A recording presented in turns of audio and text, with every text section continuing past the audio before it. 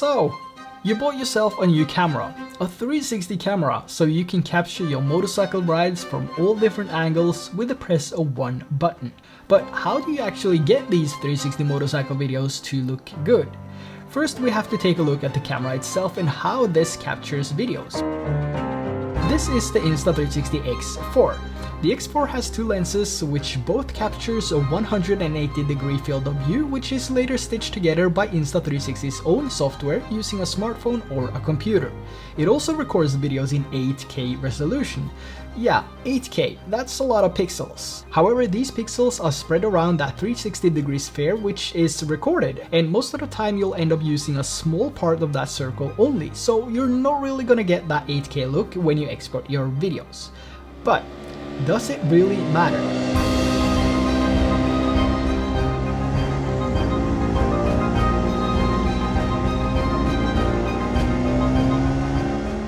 You see, a 360 camera is not a normal camera. It can still be used as a normal camera though, but if you ask me, it's better to use it for what it was meant to be used for, recording 360 videos. So when the doorbell rings, you rush to the door and you're greeted with the most versatile camera on the planet. You open a box, you charge the battery, and you find the best micro SD card you have.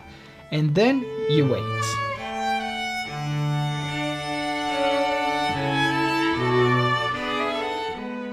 Now it's finally time, the battery is fully charged, you're ready to go, and you're ready for your first immersive 360 motorcycle experience.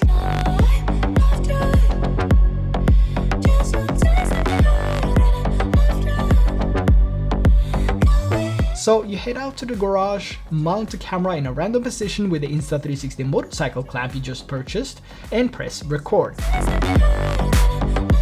Now, as you ride, you're thinking to yourself, "This is amazing. I can't wait to see what I've captured." But as soon as you get back to check the footage, you realize that this didn't look nearly as good as what you've seen from other people on the internet, and you're thinking, "What did I do wrong? This looks awful." So let's rewind. It all started when you received the camera. The first thing you did was to charge the battery and insert the SD card, which is correct. But even though this is a 360 camera that records everything, there's still a few elements that plays a huge part in how your footage will look at the end. So let's go back to when the camera was fully charged. Out of the box, the X4 is ready to go, but there's one thing you forgot to change. The bitrate. What on earth is bitrate and why does this matter? Well, the bitrate is what holds the data and allows the pictures to look better. So 8K will include more data than 4K, for example, and in order to make the 8K videos look even better, you will also need to change the bitrate to high, which will allow the 8K video to capture and hold more data than if the bitrate was set to standard. Okay. So now that I have the bitrate set to high, I'm all done, right?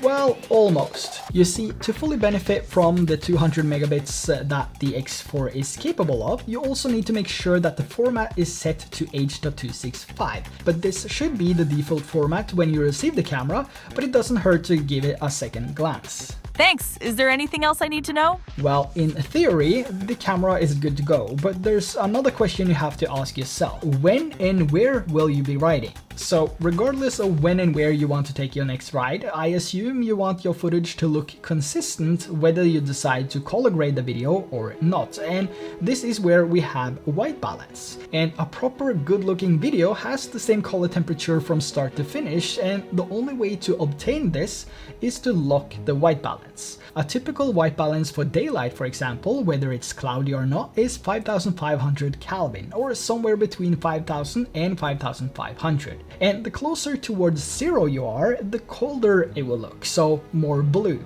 And the higher the number is, the warmer it will look, so more yellow reddish. And having the white balance set to 5000 or 5500, for example, you'll end up with a perfectly balanced temperature which looks good in all scenarios except for low lights, where you might want to go down to 3000 or 4000 Kelvin. Okay, the white balance is set to 5500 and the format is H.265.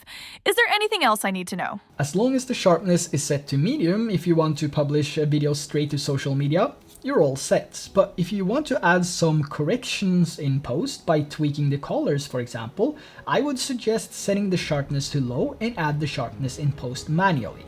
But other than that, you're ready to capture the world in 360. Oh, one more thing though, a pro tip is to set the exposure value to -0.3 as well, which will reduce the chance of having blown out highlights, which is typically seen in the sky and clouds. But this also depends on what you prefer. Let me explain. Having this set to 0 will give you a balanced image, but the clouds will most likely be blown out. And if you lower this to -0.3 or -0.7, the sky will be perfect, but you might be too dark. But -0.3 gives you the best overall exposure balance. But if you want to focus more on you as a writer and you couldn't care less about the blown out highlights because you are the person of interest, then I would suggest going with +0.3 instead. Thanks, that's really helpful. But I'm looking at my footage now. Why is my helmet so weird? Let's head out and I'll show you. So the reason your helmet is so weird is because the camera was mounted with the stitch line towards you and not out to the sides. And I can also see that your placement is a little bit off. Maybe it's a little bit too low. Let me explain. Between the two lenses, we have what's called the stitch line. This is where the camera and the software is stitching the shots together. So we have 180-degree field of view from one side and the same from the other side. But in order to get that 360 video with endless framing options, the camera needs to stitch these two shots together. And sometimes the stitch line becomes visible and you'll see distortion in your image. So the best way to fix this is to angle the camera according to what you want to film. And you said your purpose was motovlogging. I would actually suggest mounting the camera so you have one lens facing you and the other lens facing ahead of you. This way you'll end up with the stitch line out to each side and the result will be a much better image. So now that you compare the clips, you'll see a huge difference, not only in quality, but you also get a much better 360 experience. Yeah, that makes sense. I can clearly see the differences and my head is no longer distorted. And a pro tip is to always check the framing with the Insta360 mobile app when you first mount the camera on your bike. This helps you to see how the camera is mounted and whether this is mounted too high, too low, and if you need to place it further away or closer. And once you have something that looks good, you can press record on the mobile app and sit upwards on the bike or even lean forward, whatever floats your boat. And now you can just check the video you recorded and see how it will look when you're out riding. Another thing to consider is also how far away you place the camera, because you don't want to end up zooming in when you edit your videos later. The reason is that these 360 cameras are meant to zoom out and not in. So the more you zoom in, the worse image you'll get. Just a tip. Thanks. But all my shots look the same. Is there anything I can do to make it look cooler? Have you tried some creative shots? What do you mean?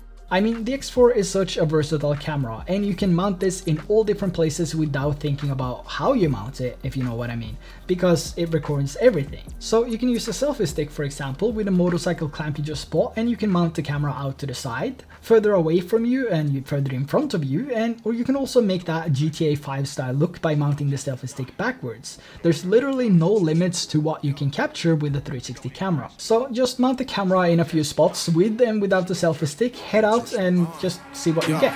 They wouldn't let me. Man's gal wanna come undress me. Swing with the right, but I might go lefty. I made plus with it, so don't test me.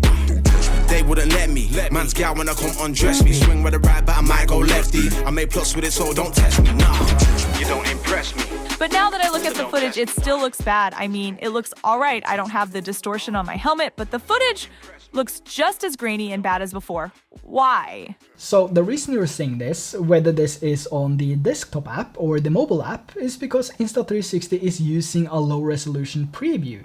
But when you export the video, it will look much better.